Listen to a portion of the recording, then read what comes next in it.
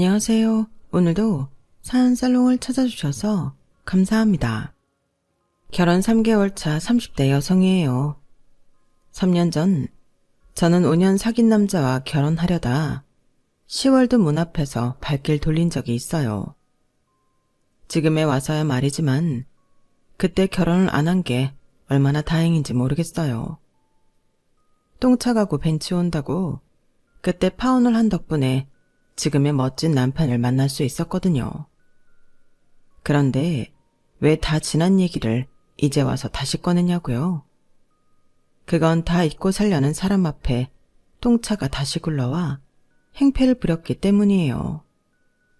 그래도 다행인 건 이번 일 덕분에 제 남편과 시부모님에 대한 믿음이 더욱 공고해졌다는 거예요. 그럼 지금부터 제가 버린 똥차를 내 손으로 폐차시킨 사연을 전해드릴게요. 편의상 헤어진 전 약혼자를 예랑이라고 할게요. 예랑은 재수를 하던 때 만났어요. 당시 저는 서울 소재 대학에 합격해서 입학까지 했지만 부모님 몰래 휴학을 하고 재수학원을 다니고 있었어요.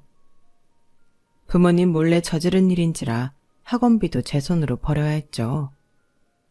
다행히 제가 입학했던 대학이 상위권 대학이라 과외자리를 얻을 수 있었고 그 덕에 재수학원 학원비는 벌 수 있었어요. 그때 제가 과외를 했던 학생 중 하나가 예랑이었어요. 집은 꽤 크고 겉보기엔 번드르르한 집이었지만 매달 과외비를 늦게 주셔서 사람을 참 곤란하게 만들곤 하셨죠. 그나마 제가 맡고 있던 과외 학생이 예랑 외에도 더 있어서 학원비를 못 내는 불상사는 없었지만 그래도 한두 번도 아니고 매달 과외비 독촉을 해야 하니 기분이 좋을 수는 없었어요. 과외비가 늦어지는 것도 문제지만 특히 대응 방식이 참 기가 막혔어요. 내가 워낙 사업을 크게 하다 보니 푼돈 나가는 건 신경을 안 쓰게 되네. 그깟 과외비 얼마나 한다고 귀찮게 이런 독촉 전화까지 받고 말이야. 그런데 말이지, 내가 깜빡한 건 사실이지만 그렇다고 꼭 이렇게 독촉 전화까지 해야 해? 많이 늦은 것도 아니고 고작 2주 늦는 건데 그걸 못 참고 득달같이 전화하는 건 좀 그렇지 않냐 이거지.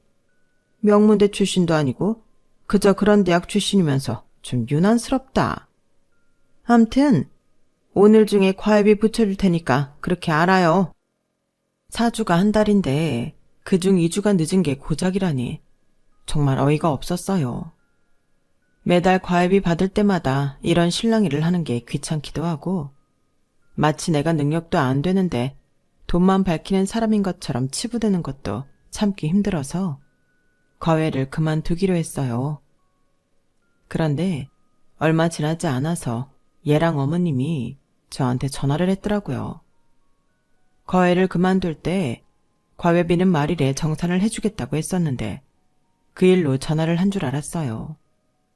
그런데 의외의 말을 하지 뭐해요. 혹시 다른 과외 구했어요? 아니, 우리 애가 선생님 아니면 과외를 안 하겠다고 난리지 뭐야. 서울대생이랑 연고대생들을 붙여준데도 싫다니 내가 아주 미치겠다니까.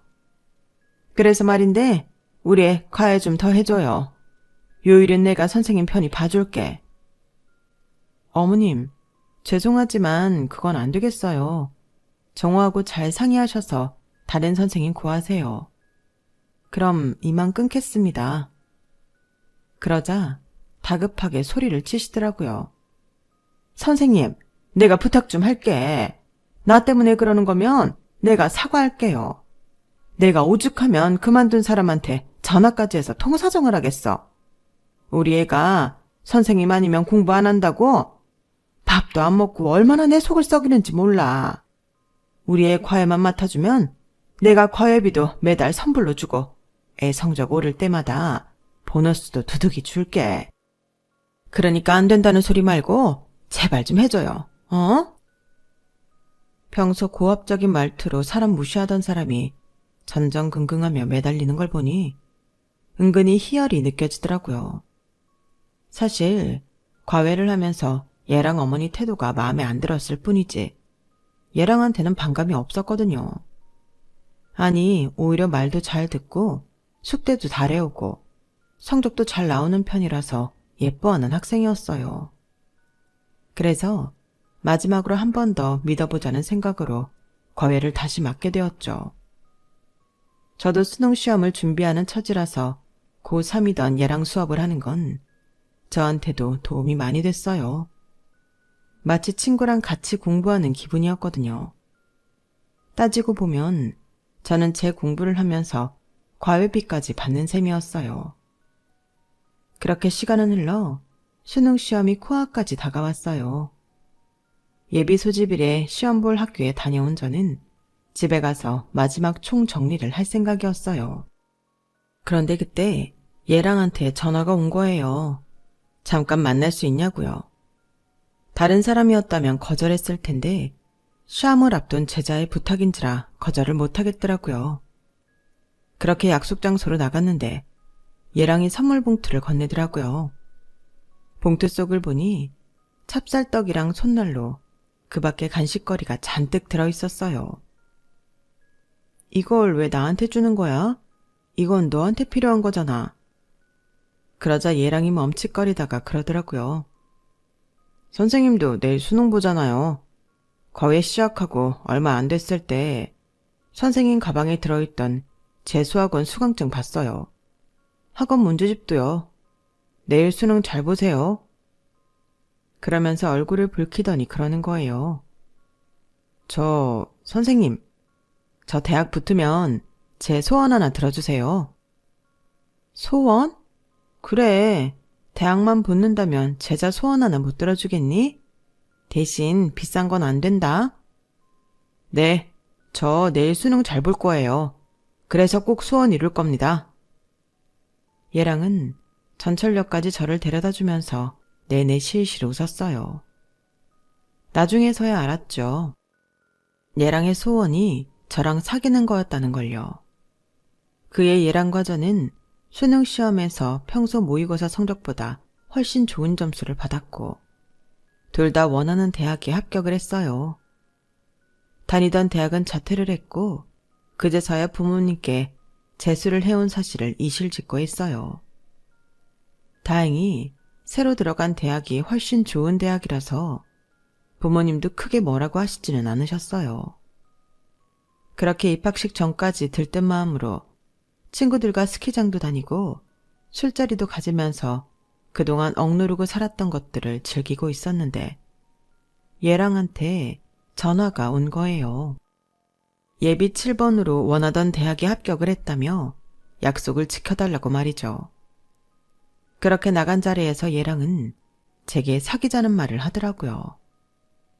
나이로 따지면 고작 1살 차이였지만 그래도 엄연히 스승과 제자 사이였기에 그 말을 듣는 순간 놀라지 않을 수 없었어요. 과외를 하는 동안 단 한 번도 얘랑을 남자로 생각한 적이 없어서 더 그랬을 거예요. 차라리 돈을 달라고 그래. 여자친구가 돼달라니 이건 좀 어이가 없다. 야, 이거 말고 다른 소원 대봐. 뭐든 들어줄 테니까. 그러자 얘랑은 금방이라도 눈물을 쏟을 것 같은 얼굴로 그러더라고요. 자기가 그동안 공부를 열심히 했던 이유는 딱 하나. 어엿한 대학생이 되어서 저랑 사귀고 싶었기 때문이라고 말이죠. 저 정말 잘할게요. 비록 제가 예비 7번으로 들어가긴 했지만 공부 열심히 해서 장학금도 딸 거예요. 선생님한테 절대 떨어지지 않는 남자가 될 테니까 나랑 사귀어 주세요. 선생님이 몰라서 그러는데 저요, 여자애들한테 인기도 많아요. 그 많은 애들 다 거절하고 선생님한테 고백하는 거라고요. 그래, 그 마음은 내가 고맙게 받을게. 그런데 난 너를 남자로 안 봐. 남자로 안 보이는 애랑 어떻게 연애를 하니? 그러니까 안 될 사람한테 시간 투자하지 말고 너 좋다는 여자애들 만나. 내년이면 군대도 갈 텐데 그 전까지는 여자친구를 만들어 놔야 할 거 아냐. 내 말 알아들었을 거라 믿는다. 저는 도망치듯 그 자리를 벗어났고 그날 이후 얘랑은 수시로 제게 전화를 해댔어요. 심지어 제가 다니는 학교까지 찾아오기도 했고요. 한결같은 그 모습에 동기들은 그냥 한번 만나보라고 제 등을 떠밀기도 했지만 그땐 정말 얘랑이 남자로 안 보였어요. 그러던 어느 날이었죠. 매일같이 출근 도장을 찍듯 학교로 찾아오거나 전화를 해대던 얘랑이 코빼기도 안 보이는 거예요. 이제 정신을 차렸나 보다 생각했지만 왠지 허전하더라고요. 그렇게 1주, 2주, 한 달이 지나자 되려 제가 더 안달이 나지 뭐예요. 그렇다고 먼저 전화를 하기엔 자존심이 상해서 그러지는 못하고 무작정 얘랑네 학교로 찾아갔어요. 물어물어 얘랑네 과 건물까지 갔지만 도저히 건물 안까지는 못 들어가겠더라고요. 그래서 그냥 발길을 돌리려는데 누가 제 어깨를 잡지 뭐예요. 깜짝 놀라서 돌아봤더니 얘랑이 좋아 죽겠다는 표정으로 저를 내려다보고 있더라고요. 아, 빼도 박도 못하게 딱 걸렸구나 생각했죠. 그런 와중에도 쥐꼬리만한 자존심은 있어서 되지도 않는 소리를 짓거렸지 뭐예요. 너 보고 싶어서 온 건 아니다. 매일 보이던 놈이 안 보이니까 혹시 무슨 일이 있나 걱정이 됐을 뿐이다. 이런 걸로 우리가 무슨 사이라도 되는 것처럼 생각한다면 그건 네 착각이다 등등. 입에서 나오는 대로 떠들었어요. 그랬더니 얘랑이 피식 웃으면서 그러는 거예요. 그럼 일단은 친구로 지내요. 이제 과외 선생도 과외 학생도 아닌 친구로요. 그러다 정말 내가 좋아지면 우리 그때 사귀는 걸로 해요. 뭐 그럴 일은 없겠지만 친구로 지내는 건 좋아. 모양새가 조금 빠지긴 했지만 그 순간엔 그게 최선이다 싶어서 친구가 되기로 했어요. 그렇게 우리는 친구 사이로 1년 가까운 시간을 보냈고 이듬해 얘랑은 군입대를 앞두게 되었어요. 말이 친구 사이지 거의 매일 만나서 데이트를 하고 시험 때는 같이 공부도 하고 생일과 크리스마스도 함께 보내서 남들 눈엔 영락없는 연인 사이로 보였을 거예요. 그렇게 붙어 다니면서도 여전히 우린 두 사람의 공식적인 관계는 친구였어요. 마음은 이미 얘랑한테 넘어간 지 오래였으면서 말이죠.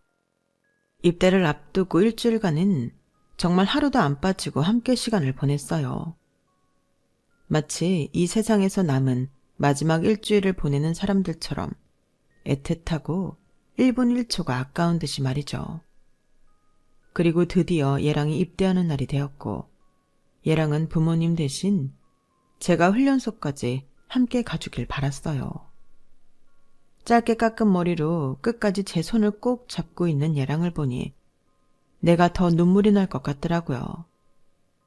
죽으러 가는 것도 아닌데 평생 이별을 하게 된 사람들처럼 손을 놓기가 싫었어요. 그러다 이제는 정말 손을 놓아야 하는 시간이 되자 저도 모르게 이런 말이 나오더라고요.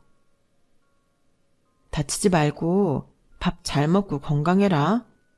무사히 100일 휴가 나오면 그땐 너랑 했던 약속 지킬게.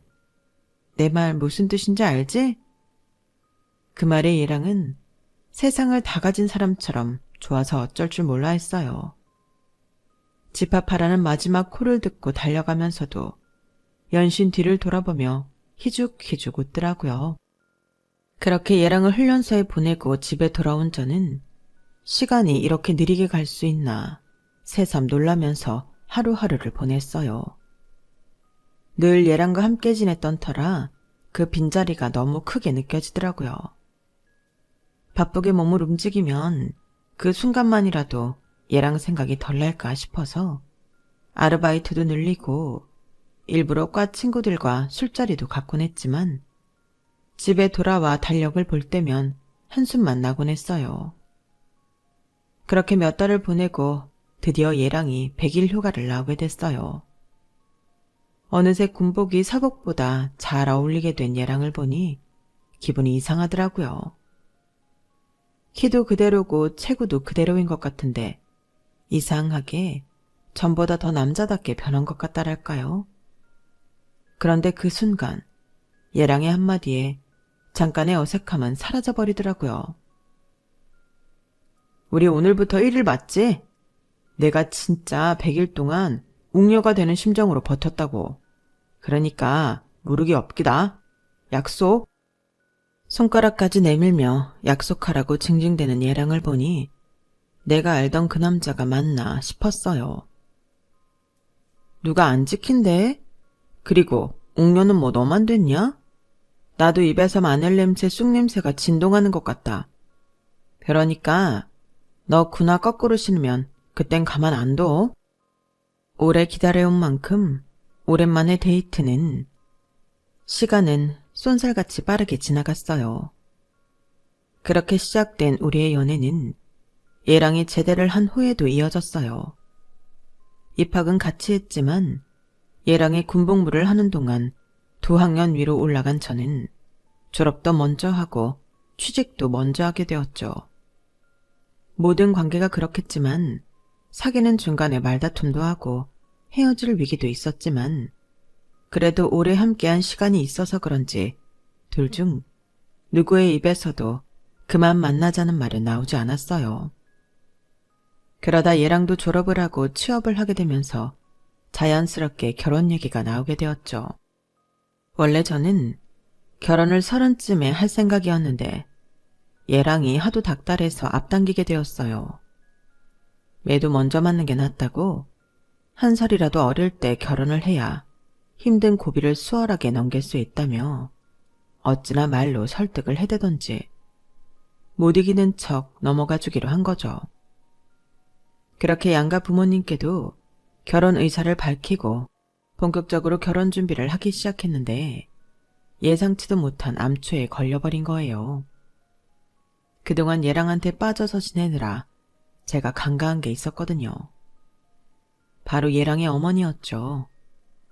과외를 그만둔 이후 처음 뵙는 자리에서 그동안 잊었던 어머님에 대한 안 좋은 기억이 순식간에 되살아나 버렸어요. 세상에, 애 공부 가르치랬더니 순진한 내 아들을 꼬셔서 그간 연애질을 했던 거야?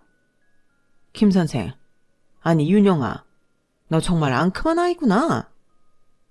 엄마, 윤영이한테 뭐라고 하지 말랬지. 엄마가 자꾸 이러면 나 그냥 확 나가서 혼인신고부터 한다.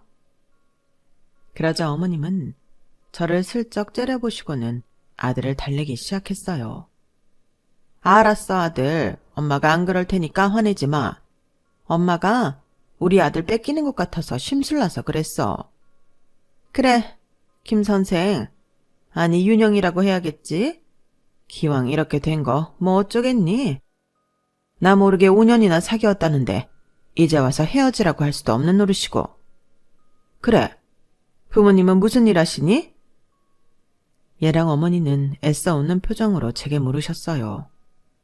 어찌나 입에 힘을 주고 계신지 입술 옆살이 경련을 하는 게 제 눈에 보일 정도였죠. 중장비 다루는 일을 하세요. 중장비? 그러니까 지게차 같은 그런 거 말이니? 네. 제 대답이 떨어지자마자 얘랑 어머니는 애써 힘을 주고 있던 입가에 힘이 쭉 빠졌어요. 그리고는 입술이 바들바들 떨리기 시작했죠. 그러니까 공사판에서 쓰는 그 지게차 말인 거구나. 아들 눈치를 보느라 입가엔 연신 미소를 띠고 있었지만 눈에서는 금방이라도 레이저가 쏟아져 나올 것 같았어요. 그 모습에 차마 대답을 못하겠어서 저는 그저 고개만 끄덕였어요. 이후 어머님은 별다른 말씀은 하지 않으셨어요. 조금 찜찜하기는 했지만 기분 탓일 거라고 치부하고 그날은 그렇게 집으로 돌아왔어요. 그런데 아침에 회사에 출근하자마자 휴대폰이 울리더라고요. 받아봤더니 얘랑의 어머니였어요. 어머님은 다짜고짜 소리부터 지르시더라고요. 야, 너 당장 회사 로비로 와. 출근한 거 다 봤으니까 속일 생각하지 말고. 당황스럽긴 했지만 아직 업무 시간까지는 시간이 남아서 일단 로비로 내려갔어요. 그랬더니 얘랑 어머니가 씩씩거리며 성큼성큼 다가와 제 팔을 끄드러 잡고는 건물 밖으로 나가시더라고요. 그리고는 강제로 저를 차에 태우고는 어디론가 달려가셨어요. 어머님, 저 곧 업무 시작해야 해요. 제발 차 좀 멈춰주세요. 어머님? 누가 네 어머님이야? 이 여우 같은 게 펜 같은 혓바닥으로 내 아들 혼을 빼놔서는 나랑 내 아들 사이를 갈라놓으려 그래? 어림도 없어. 내가 이 나이 때까지 살면서 너 같은 년들 뻔한 짓거리를 모를 줄 알아? 뭐? 지게차? 기가 막혀서 어디서 그런 거지 같은 집구석 출신이 내 아들을 넘봐. 가당치도 않게. 당장 내 아들이랑 헤어지겠다고 약속해. 안 그럼 너 오늘 출근 못할 줄 알아. 어서 약속 안 해? 눈에 광기가 가득해서는 사납게 운전대를 돌리는데 정말이지 그 순간엔 이대로 죽는 게 아닌가 싶었어요. 그래서 울면서 제발 그만하시라고 통사정을 했죠. 하지만 그런다고 제 말을 들어줄 사람이 아니었어요. 화가 누그러지기는커녕 점점 더 광분해서는 엑셀을 밟아댔으니까요. 그러다 결국 어머님은 도로변 전신줄을 들이받았고 쾅 소리와 함께 저는 큰 충격에 휩싸이며 정신을 잃었어요. 눈을 떠보니 병원이더라고요. 제가 눈을 뜨자 옆에서 침상을 지키고 있던 예랑이 울먹이며 저를 불렀어요. 윤영아, 정신 좀 들어? 나 정말 너 이대로 죽는 줄 알았어. 제가 눈에 콩깍지가 제대로 씌었던 건지 죽다 살아난 순간 얘랑 얼굴을 보니 그렇게 안심이 되고 긴장이 풀릴 수가 없었어요. 그런데 제 걱정에 얼굴이 하얗게 질린 채로 저를 끌어안은 얘랑 등 뒤로 귀신 같은 어머님의 모습이 보이자 경기를 일으킬 정도로 화들짝 놀랐어요. 그런 이유를 모르는 얘랑은 제 몸 상태가 안 좋아 그런 줄 알더군요. 윤영아, 왜 이렇게 떨어? 추워? 아니면 어디가 아픈 거야? 이상하다. 의사 말로는 몇 군데 타박상 말고는 아무 이상 없다고 했는데. 겁에 잔뜩 질린 저는 귀신이라도 본 사람처럼 예랑의 어머니를 바라봤어요. 그러자 예랑도 제 시선을 따라 자기 엄마한테 눈길을 주더라고요. 그런데 그 순간 예랑 어머니가 표정을 확 바꾸더니 걱정 가득한 목소리로 그러는 거예요. 윤영아, 내가 정말 뭐라고 말을 해야 될지 모르겠구나. 내 딴엔 네가 내 며느리가 된다는 기쁨에 아침이라도 든든히 먹이려고 네 회사까지 달려갔던 건데 이런 내 오지랖 때문에 네가 이렇게 되다니 이게 다 내 탓이다. 급기야 훌쩍거리며 눈물까지 찍어내는 어머님을 보니 온몸에 소름이 끼쳤어요. 너무 무서워서 아무 말도 못하고 입만 떡 벌리고 있는데 얘랑이 그러는 거예요. 엄마, 됐어, 그만해. 우리 윤영이도 엄마 마음 잘 알 거야. 그치, 윤영아? 회사에는 내가 연락했으니까 일단 누워서 쉬어.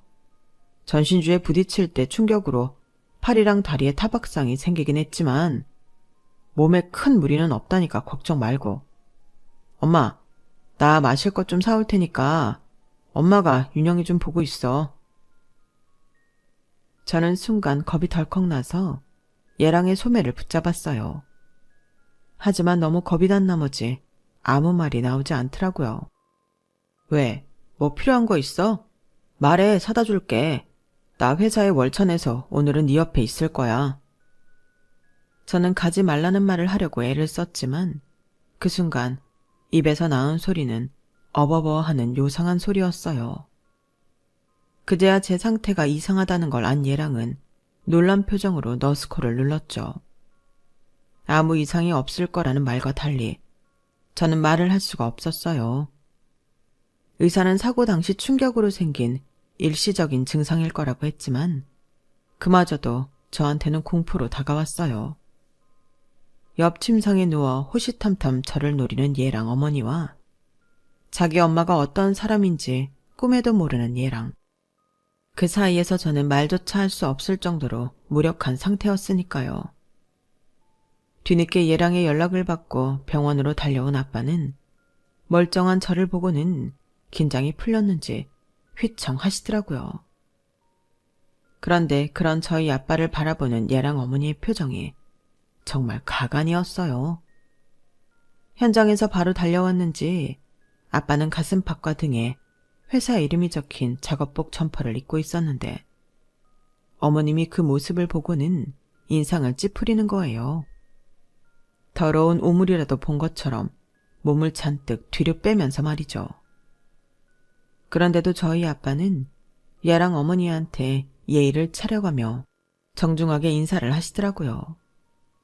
그 모습을 보니 우라통이 터져서 아빠를 흔들며 나 좀 데려가라고 소리쳤어요.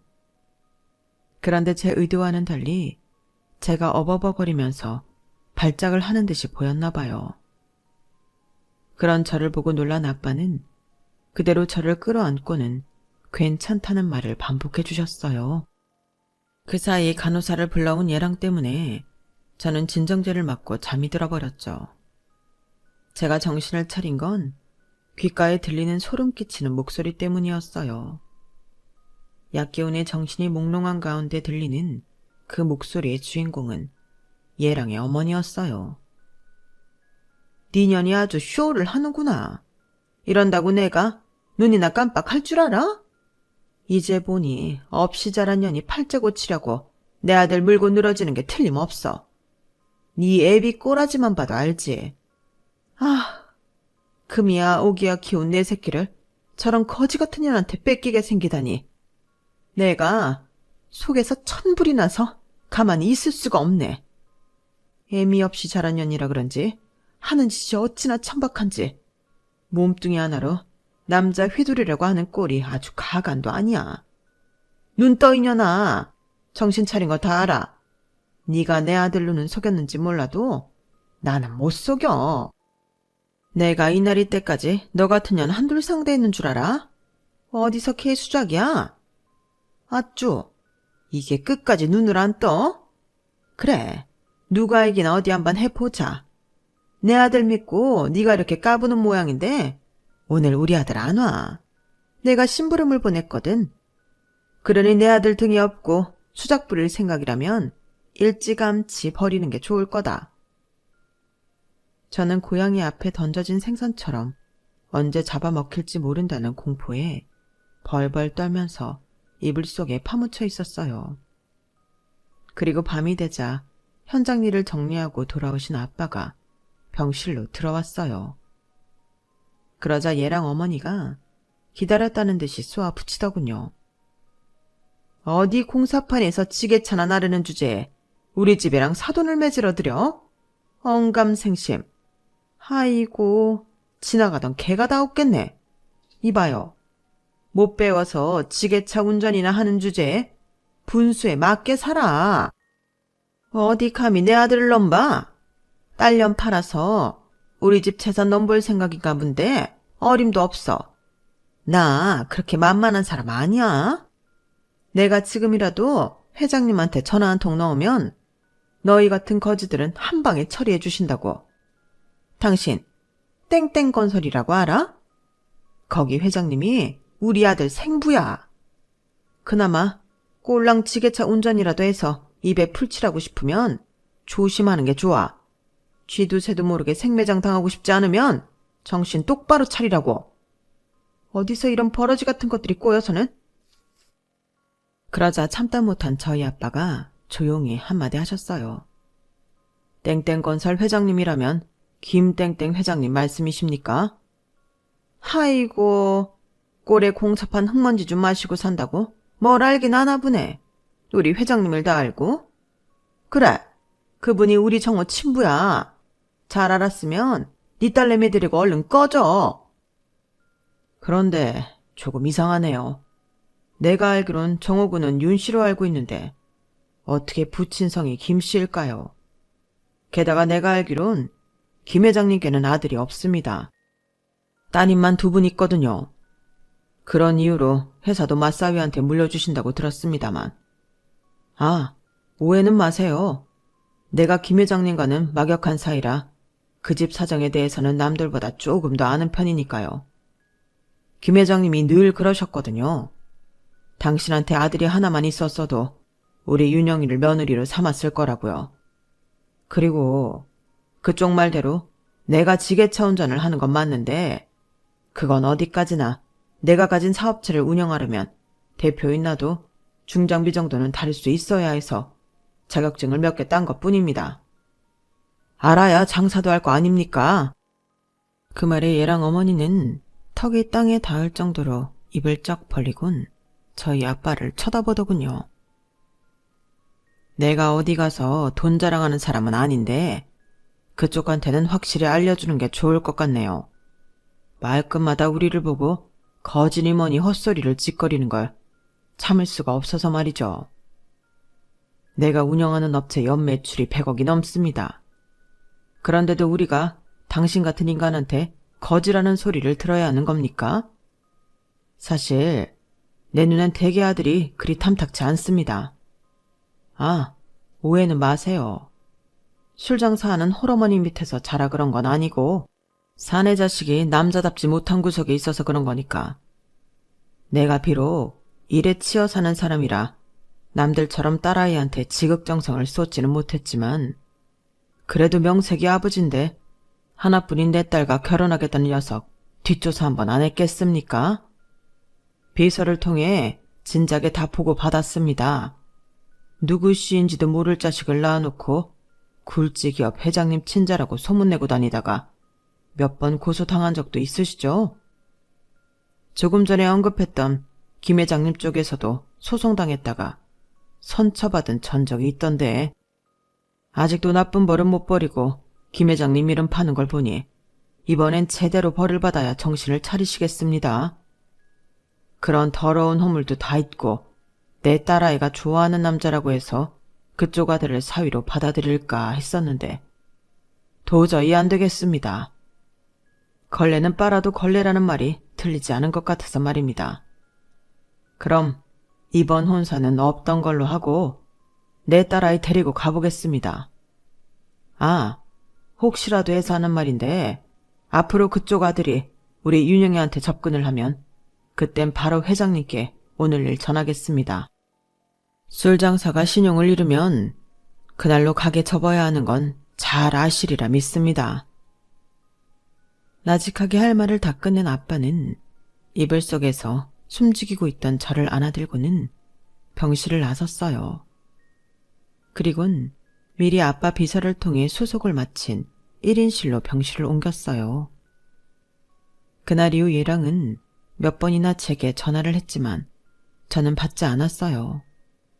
그러자 회사까지 찾아와 제 직장 동료들 앞에서 울고불고 쌩 난리를 치면서 죽어도 못 헤어진다고 난동을 부리더군요.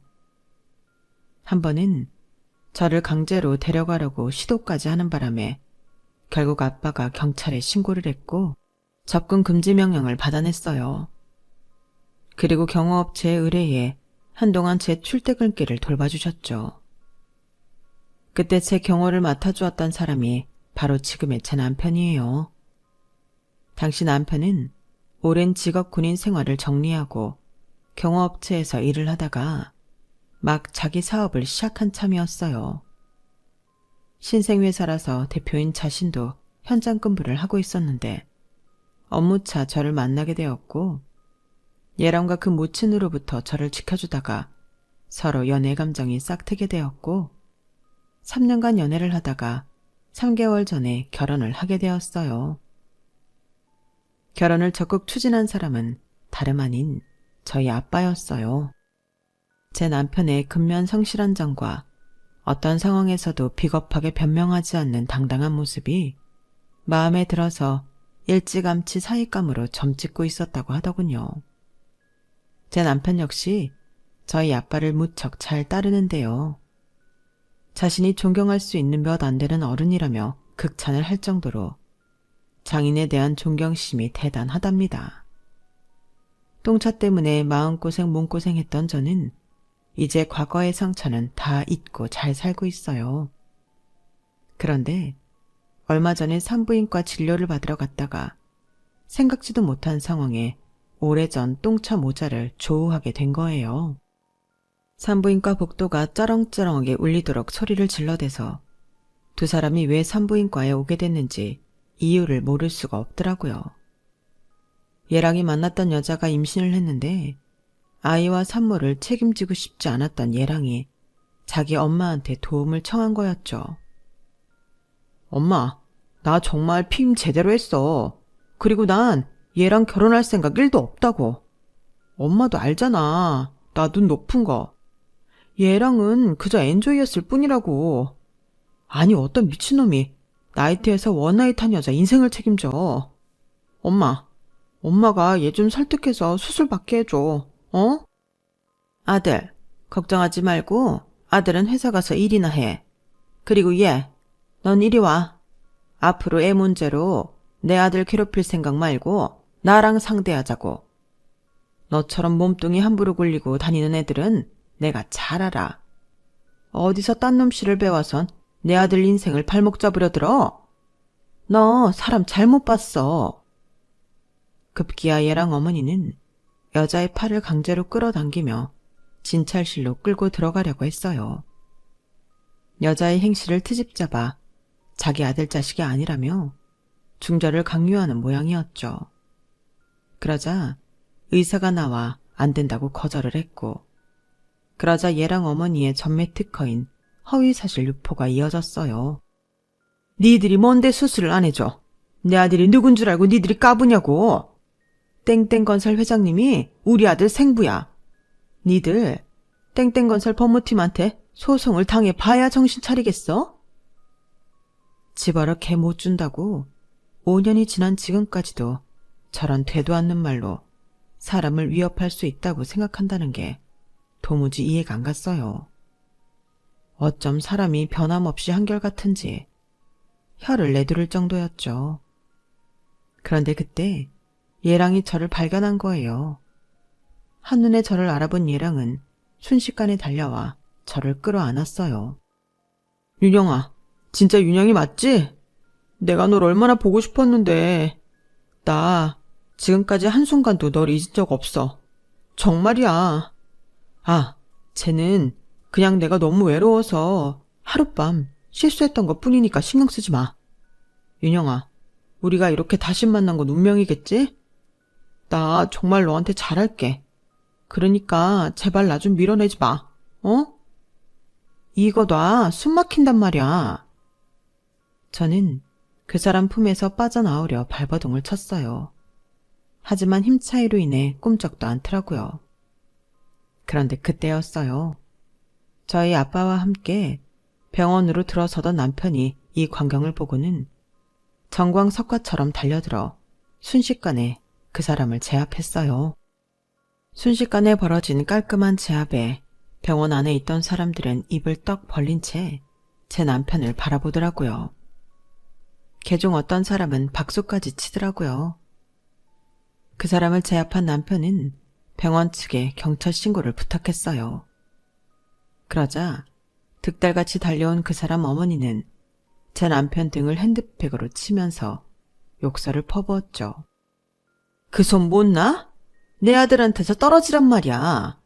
이 거지 같은 새끼가 어디서 귀한 내 아들 건드려? 내 아들이 누군 줄 알아? 내 아들이 땡땡건설 회장님 아들이야. 너 같은 인간이 손댈 사람이 아니라고. 손대라고 이놈아. 그때였어요. 그 사람 어머니의 핸드백을 손으로 막으며 저희 아빠가 끼어들었어요. 뭡니까? 내 사위 몸에 함부로 손대지 마세요. 내 사위는 당신처럼 더러운 인간이 함부로 손대는 그런 사람 아닙니다. 당신 아들이 땡땡건설 회장님 아들이라고요? 이거 참. 저희 아빠를 본 그 사람 어머니는 얼굴이 하얗게 질려서는 그제야 내 남편을 내리치던 핸드백을 손에서 놓았어요. 그리고는 눈알을 굴리며 빠져나갈 궁리를 찾는 것 같더라고요. 아주머니는 참 여전하십니다. 아직도 그런 허위 사실을 떠벌리고 다니니 말입니다. 내가 예전에 경고했죠? 한 번만 더 내 딸아이 앞에 나타나 허튼 짓 하면 회장님께 당신이 하고 다니는 짓거리 말씀드린다고. 이래서 죄 지은 인간은 벌을 받아야 한다는 겁니다. 선처를 해줬더니 달라진 게 하나도 없잖아요. 그 말에 그 사람 어머니는 무릎까지 꿇고 저희 아빠한테 싹싹 빌었어요. 그러자 그 사람은 자기 엄마는 잘못이 없다면서 자기가 진짜 땡땡거설 회장 아들이라고 말하더군요. 진지한 표정을 봐서는 평생 자기 엄마한테 속아 그렇게 알고 살아온 것 같았어요. 결국 그날 일로 아빠는 회장님께 그동안 있었던 사실을 전하게 되었고 더 이상 유언비어가 퍼지지 않도록 회장님은 그 모친을 고소했어요. 들리는 소문에 의하면 얘랑은 지금까지 자신을 속여온 모친과 절연을 했다고 하더군요. 그렇게까지 한 이유는 땡땡건설 회장님이 자기 부친이 아니라는 사실 때문이 아니라 자신의 엄마조차 아들의 친부가 누군지 모른다는 사실에 실망을 해서 그랬다나 봐요. 따지고 보면 그 사람도 안 되긴 했어요. 그렇다고 해서 그 사람이 제기했던 예전의 짓이 용서가 되는 건 아니지만요. 아무튼 저는 그날 산부인과 진료를 통해 임신 사실을 알게 되었어요. 너무도 기다리던 아이였기에 남편도 그렇고 저희 아빠도 그렇고 시부모님도 무척이나 좋아하셨어요. 의도한 건 아니지만 이제 잊고 싶었던 과거도 온전히 끊어냈고 우리 부부한테 귀한 생명도 찾아왔으니 앞으로는 오늘보다 더 행복한 나날을 기대해도 되겠죠? 지금까지 제 사연을 들어주셔서 감사합니다. 저희 가족의 앞날에 많은 응원 부탁드리고요. 항상 건강하시고 여러분도 행복하세요. 여러분, 사연 댓글에 응원과 현명한 조언 부탁드려요. 좋아요와 구독은 저에게 큰 힘이 됩니다. 오늘도 좋은 일 가득하세요.